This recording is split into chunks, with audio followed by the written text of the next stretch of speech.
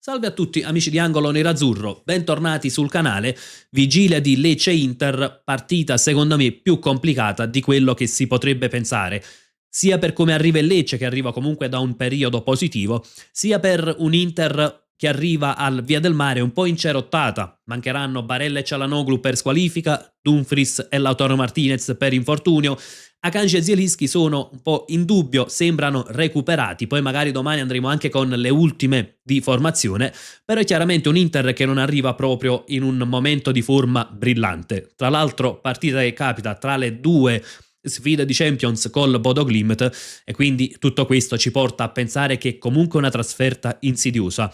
Tra l'altro, non per ultimo, il Lecce è una squadra che può mettere in difficoltà le grandi anche dal punto di vista tattico, e lo abbiamo visto all'andata quanta fatica abbiamo fatto per avere la meglio del Lecce.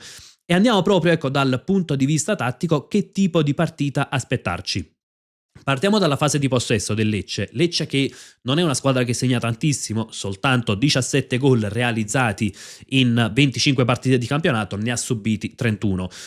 Ultime due partite però, come detto, che le ha vinte contro Udinese e Cagliari, situazione di classifica però che non è proprio ottimale, nel senso è in zona salvezza ma soltanto 3 punti di vantaggio sulla Fiorentina, quindi è una situazione che comunque spingerà il Lecce a provare in tutti i modi a ottenere punti, è una situazione che certo non fa stare tranquilli i giallorossi. Iniziamo proprio, ecco, dalla prima costruzione, come dicevamo, come imposta l'azione il Lecce. Solitamente i due centrali tendono ad abbassarsi un po', a fornire anche una linea di passaggio, terzini leggermente più alti che molto spesso vanno in linea con Ramadani e Koulibaly, che sono un po' più bassi. Qual è l'idea del Lecce? Quella di verticalizzare rapidamente, e in questo senso c'è poi Gandelman che si alza e va vicino agli attaccanti. Gandelman che lo schieriamo, ecco, da mezzala, ma spesso va ad agire proprio da trequartista, quindi è un calciatore che gioca molto vicino agli attaccanti e già nel primo possesso può essere utile perché è un calciatore alto. Ecco, qui vediamo l'altezza dei calciatori del Lecce, 1,88 m Gandelman, quindi può sfruttare la sua fisicità sul lancio lungo.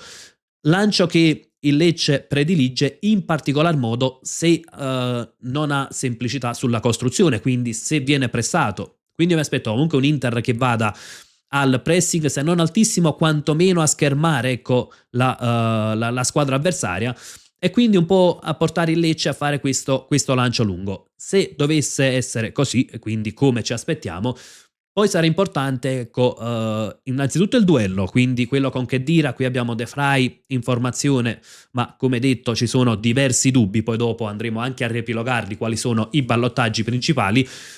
E ovviamente con Khedira, con Gandelman, ma anche lo stesso Pierotti e Sottil, non sono bassissimi, 1,89, soprattutto Pierotti, Sottil 1,80, quindi un po' meno strutturato, ecco, dal punto di vista fisico.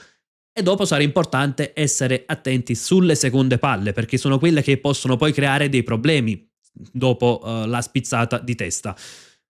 Cosa fa il Lecce poi nella fase di sviluppo dell'azione? Innanzitutto ci sono i due esterni d'attacco che spesso sono molto larghi, quindi Pierotti e Sottil. Gandelman va ad agire proprio tra le linee, come appunto lo vediamo già in grafica, e poi c'è il terzino lato palla che sopporta l'azione, quindi con l'azione magari che si sviluppa sulla sinistra, Gallo va in sovrapposizione, Ramadani tende a rimanere un po' più basso, Koulibaly invece è la mezzala che anche lui tende ad inserirsi tra le linee.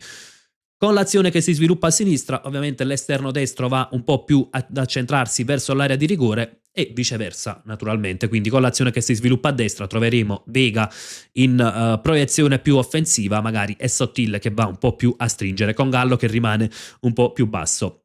Il loro obiettivo è finalizzare con cross, quindi andando a sfruttare anche la fisicità dei calciatori, oppure comunque con delle imbucate. L'alternativa è sfruttare magari l'attacco alla profondità, quindi sul lancio diretto, se dovessero vincere il duello aereo, vincere le seconde palle, poi sfruttare subito l'attacco alla profondità dell'attaccante. Arriviamo a cosa può fare l'Inter con il Lecce in possesso. Come detto, pressing alto a schermare la costruzione e quindi a non facilitare l'azione. Ramadani è il regista della squadra avversaria e molto spesso è lui a far girare tutto il team giallorosso, quindi magari non lasciargli libertà quando sarà in possesso di palla, quindi atteggiamento che può essere aggressivo dell'Inter. E qui invece per quanto riguarda lo sviluppo, essere attenti sulle corsie esterne dove si sviluppa l'azione, quindi con appunto terzo di difesa, mezzala e quinto a chiudere, ecco, gli spazi, ma mi aspetto comunque un Inter aggressiva sui portatori di palla avversari. Arriviamo invece anche alla fase di non possesso del Lecce, andiamo anche a risistemare un attimo le pedine in modo da avere una visuale più chiara. Come agisce il Lecce e cosa può fare l'Inter quando invece la squadra pugliese è in fase di non possesso, quindi quando il pallone lo avremo noi naturalmente. Lecce è una squadra che porta una linea di pressing abbastanza alta, non è proprio un pressing uomo su uomo, però va a schermare la difesa avversaria, la costruzione avversaria, e infatti se andiamo a vedere i PPDA ha un 11,5. Ricordiamo che il PPDA è la statistica che misura l'intensità del pressing, più è basso il numero, più alta è l'intensità del pressing, e come vediamo il Lecce comunque fa un pressing più intenso magari rispetto a Fiorentina, Atalanta, quindi è una squadra che non porta un pressing estremo, ma neanche, ecco, per così dire, lascia la costruzione libera, tra virgolette, all'avversario. E quindi io mi aspetto che anche in fase di nostra costruzione, con Zielinski che dovrebbe giocare, che si abbassa per aiutare appunto questa costruzione, ci troveremo con ogni probabilità una linea del genere del Lecce, quindi non un pressing uomo su uomo, ma a schermare la costruzione della nostra Inter, e poi magari pressing che può alzarsi in determinate circostanze, magari palla laterale, non c'è sbocco e quindi c'è la possibilità di recuperare il pallone, oppure magari un passaggio all'indietro possono alzare questo pressing. E in questa situazione fondamentale sarà, ecco, anche qui torniamo al lavoro delle mezze ali, quindi con Mkhitaryan che può dare uno sbocco, lo sbocco può essere anche laterale, quindi con Bastoni e Di Marco, o in quest'altra situazione con Sucic. Dopodiché come agisce il Lecce quando invece l'avversario si trova in fase di sviluppo? Innanzitutto spesso troviamo Pierotti più basso rispetto a Gandelman, quindi sulla prima costruzione avversaria potremmo trovare anche questa situazione, quindi Pierotti un po' più basso e Gandelman vicino a Khedira e Sottil, quindi sulla nostra prima costruzione. Dopodiché è un Lecce che si abbassa, che compatta un po' le linee, però occhio perché poi sia sul primo pressing sia nella prima fase di sviluppo dell'avversario non è un Lecce che si abbassa, si schiaccia tutto in difesa.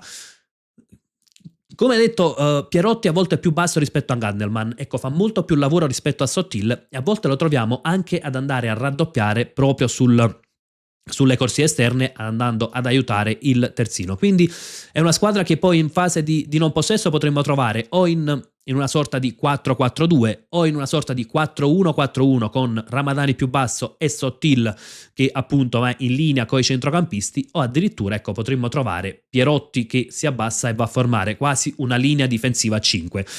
Arriviamo al punto cosa in questo modo ovviamente Pierotti può andare, ecco, a schermare, ad aiutare dal lato in cui l'Inter spinge di più, quindi con Di Marco, con Bastoni, con Mkhitaryan dovrebbero essere i titolari del match. Cosa può fare l'Inter? Ecco, cosa aspettarci in questa situazione? Innanzitutto, prima di risistemarsi con linee compatte, ecco, e strette, il Lecce tende a lasciare qualcosina alle spalle dei terzini, perché come detto prima, ecco, torniamo un attimo alla fase di possesso, magari con l'azione che si sviluppa a sinistra, per esempio il terzino sale e quindi rimarrà questo spazio da attaccare. Ovviamente spazio che l'Inter dovrà essere brava a sfruttare, e in questo caso torniamo un po' al solito discorso, i quinti che devono saper essere rapidi.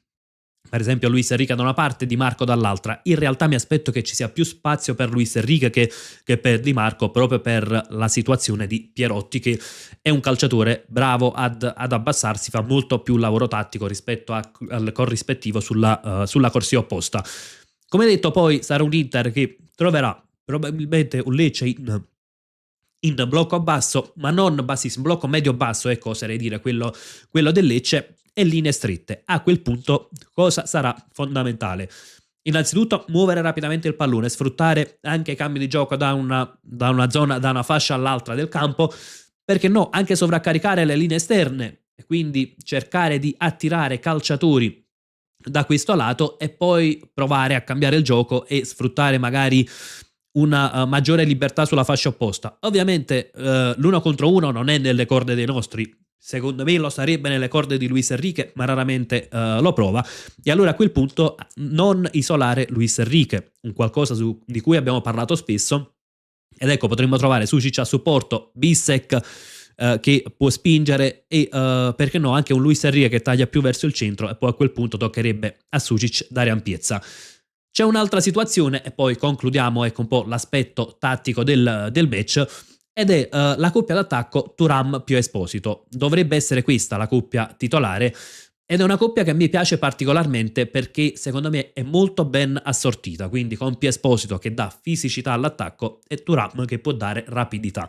Quindi un Inter che molto, molto spesso, anche magari quando si tratta di verticalizzare, potrà appoggiarsi proprio su Pio Esposito, che andrà sicuramente a lottare fisicamente con i difensori del Lecce, tra l'altro entrambi molto strutturati, e Thuram che può fare il lavoro appunto molto più mobile, sia ad attaccare la profondità, e in questo caso mi aspetto che possa andare a giocare più dal lato di Gaspar, che secondo me può soffrire un po' di più la rapidità, sia, ecco, prima abbiamo detto le corsie esterne, e Thuram potrebbe anche allargarsi proprio per dare un aiuto a Luis Enrique, per esempio a Sušić, oppure se spinge Bissek da questo lato. Quindi mi aspetto un Thuram molto mobile che però potrebbe sfruttare anche in transizione spazio alle spalle della difesa del Lecce, appunto in transizione probabilmente prima che ovviamente mi riferisco prima che la difesa del Lecce possa risistemarsi, e quindi andare ecco proprio a sfruttare la sua rapidità. Ovviamente sarà Thuram sarà chiamato a dare il meglio di sé, più di quanto non sia riuscito a dare per gran parte della stagione, ecco. Però insomma è una coppia d'attacco che, come detto, a me piace particolarmente.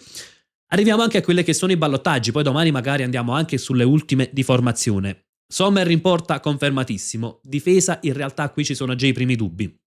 Io ho schierato Bissek, De Vrij e Bastoni perché Akanji è recuperato, però non so quanto voglia rischiarlo Chivu, ha giocato in Champions così come Acerbi, e quindi ipotizziamo che la linea difensiva possa essere Bissek, De Vrij, Bastoni. Luis Enrique e Di Marco sulle corsie esterne credo che ci siano pochi dubbi, anche perché non hanno giocato da titolari contro il Bodo Glimt. A centrocampo ci sono i dubbi maggiori. Innanzitutto è ancora da valutare Zielinski, che sembra recuperato. Se non dovesse farcela, poi ci sono più alternative. Una porta a Sušić, Mkhitaryan, Frattesi, tra l'altro anche Frattesi è stato colpito da influenze, quindi sarà da valutare il suo recupero. L'altra è Sušić, Mkhitaryan, Diouf. Si era vociferata anche della possibilità di Akanji a centrocampo, io però credo che se Zielinski è arruolabile, Chivu non rinuncerà al centrocampista polacco, perché mancando già Barella e Çalhanoğlu, rinunciare anche a Zielinski significa davvero perdere tutta la qualità nella costruzione dell'Inter. Coppia d'attacco Thuram più Esposito, ovviamente l'unica alternativa riguarderebbe Bonni, ma sembra che in questo momento Thuram e Pio siano assolutamente i titolari. Partita, come detto, non scontata assolutamente, trasferta insidiosa. Aspetto anche le vostre considerazioni nei commenti su che tipo di match vi aspettate, quali sono secondo voi le insidie principali, perché no, anche le scelte di formazione, che ovviamente queste sono la probabile scelta di Christian Chivu, ma bisogna valutare i tanti acciacchi, e naturalmente va valutato anche che poi dopo 3 giorni ci sarà l'impegno col Bodo Glimt, dove l'Inter sarà chiamata a rimontare. Insomma, come sempre, confrontiamoci nella sezione commenti, e come sempre io vi saluto con un gran bel Forza Inter!